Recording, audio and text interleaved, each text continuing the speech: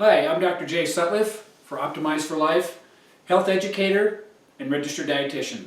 Today we're going to talk about how to optimize your immune system.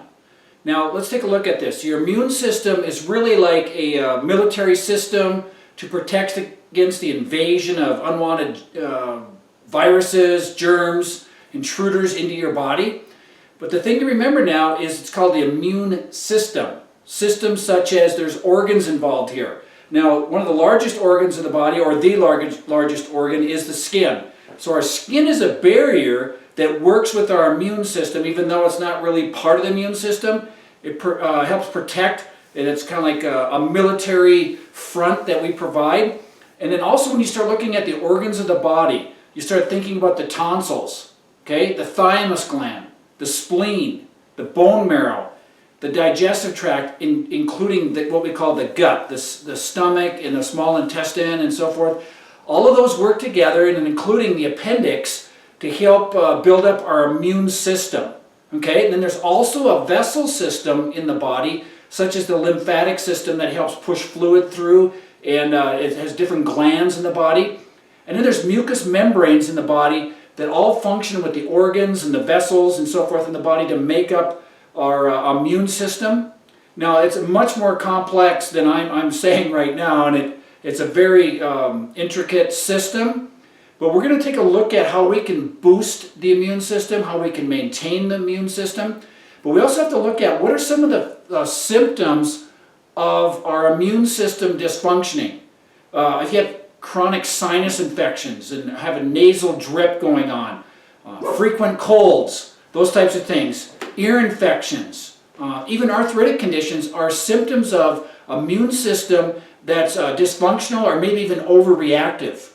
Okay? Now, a lot of people wonder whether or not they should get a flu shot every year, whether they should take antibiotics and things like that. I'm not really going to cover that today. I'm going to look at more of the lifestyle types of things we can do to cooperate with our system so we can boost the immune system and keep it real strong. Now, some of the things that we look at that are lifestyle associated things that we can do, the number one thing probably to look at is how much sleep you're getting and how much rest you're getting on a regular basis. Make sure we're getting to bed and getting some good solid sleep, okay, on a regular basis. The next thing is exercise, and making sure we're having regular, not only aerobic exercise, but also anaerobic, where we're doing some strengthening of the muscular system and so forth. The next thing we look at is stress levels. What are your stress levels and how are you managing stress? Those are all tied into how our immune system responds. Another thing we want to look at is fluids. Not only drinking fluids and drinking plenty of water to keep our urine pale, we also want to talk about maybe we could use contrast showers where we're doing 3 minutes of hot and 1 minute of cold, and always ending on the cold cycle. And so that helps actually stimulate the immune system and actually get the white blood cell count up. And so doing contrast showers.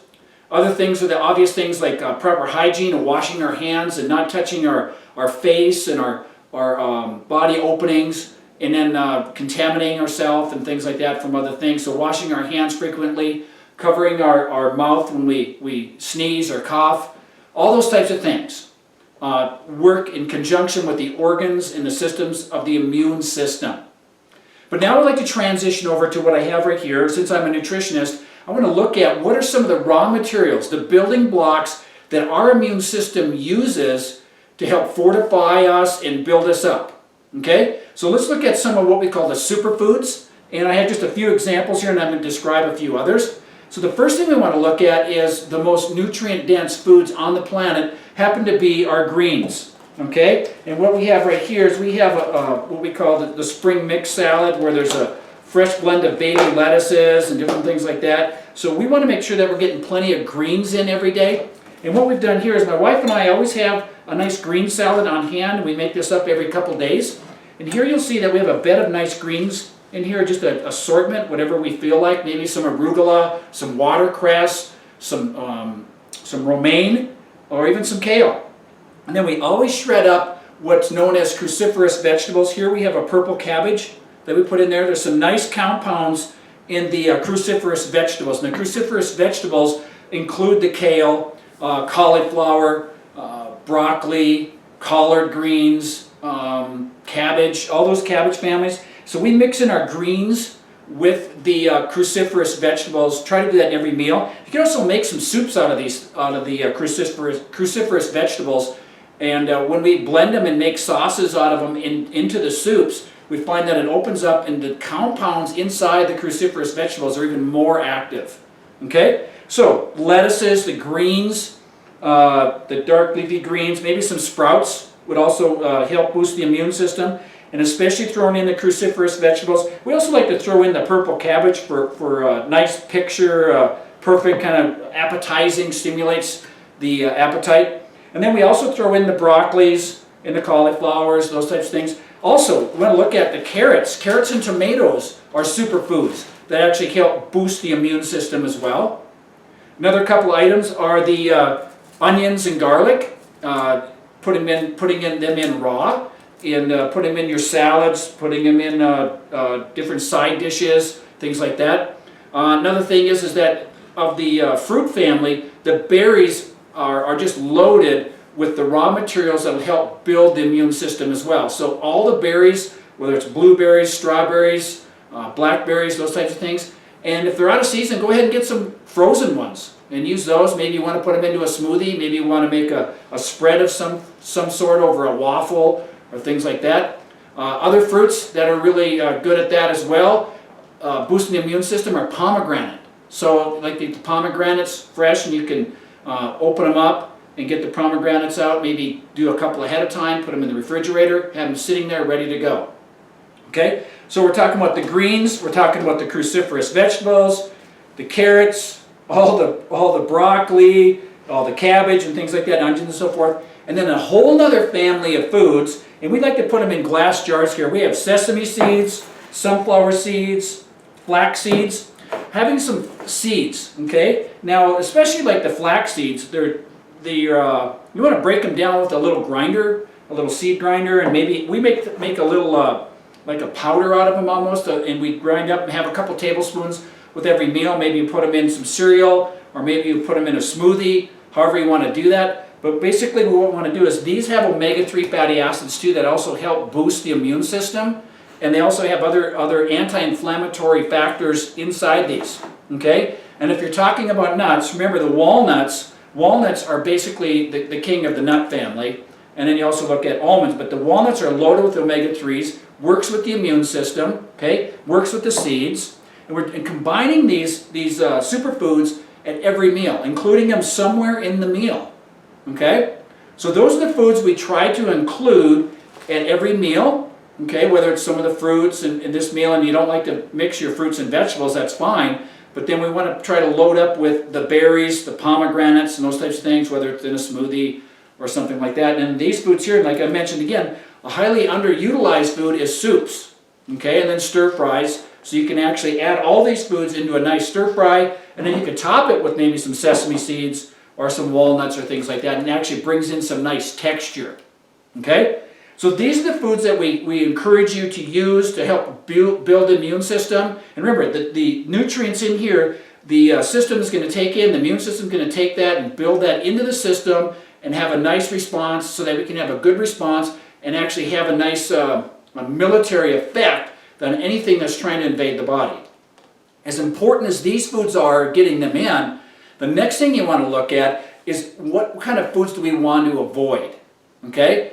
Two things when we talk about foods to avoid that are really compromise our immune system and actually deteriorate our health is we want to look at the processed foods, especially like the white flours and those types of foods, and then foods that have added sugars to them. So processed foods, highly refined foods, we want to minimize or eliminate those. Anything where we're adding a lot of processed sugars into the food as well. We want to use our fruits and things like that for our natural sweeteners, maybe some dates for sweeteners. We want to eliminate as many processed sugars as possible. Another thing we want to avoid as far as things that compromise the immune system is any fried foods. Fried foods are really devoid of nutrients and actually are harmful to the body. And then we also want to look at barbecued meats and the processed meats, the bolognas, the hot dogs, all those types of things. So processed foods, the flours, the white flours, things like that, and then the processed meats and the barbecued meats, we want to reduce those to nothing or to totally eliminate those. And then the last thing is that of the foods we want to eliminate is basically soft drinks. Soft drinks are basically a heavy load on the system, of a heavy sugar load. And the interesting thing is when we overload the body with doses of sugar, it in a sense paralyzes the white blood cell response in the body for up to 6 hours after that intake. And so basically it's like checking out your immune system for a short period of time, like paralyzes the white blood cell response. And so we want to minimize how many soft drinks we're drinking, and maybe just totally eliminate those if we can, if possible.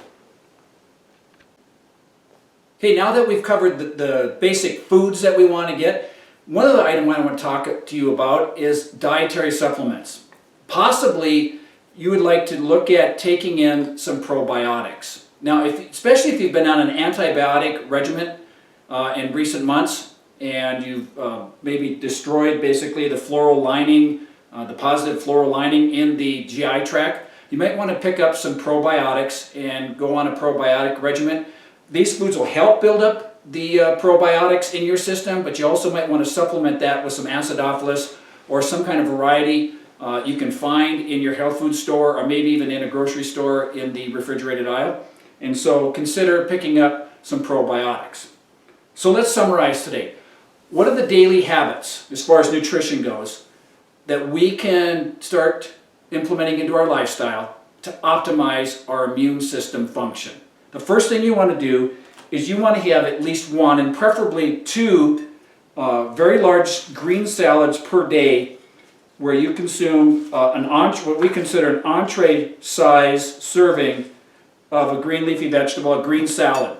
Okay? And you want to include in this salad some type of cruciferous vegetable, whether it's the cabbage, maybe it's some broccoli or some sort of thing like that. But you want to get at least two really nice a day of the green salads. That'd be number one.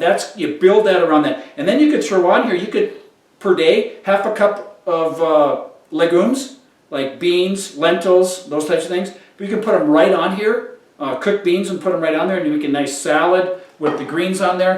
And maybe you want to consider throwing on maybe some sunflower seeds or maybe even some walnuts to try to get the immune system boosting properties of the seeds and the nuts. Maybe you can make up your own salad dressing with some of the seeds and the nuts involved and things like that.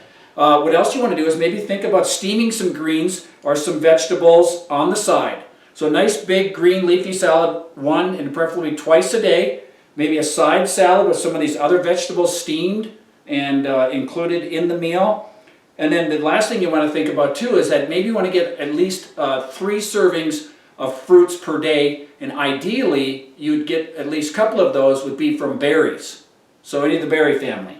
So again, it's not 1 or 2 meals that makes the big difference. It's what we do on a daily basis in conjunction with our sleep habits, our exercise, how much fluids we're taking in, and how we're handling stress. So hopefully this is helpful for you, and that this is, in a sense, this will be your flu shot, that every meal will be your flu shot, so you can boost your immune system, so you can optimize for life. Thank you.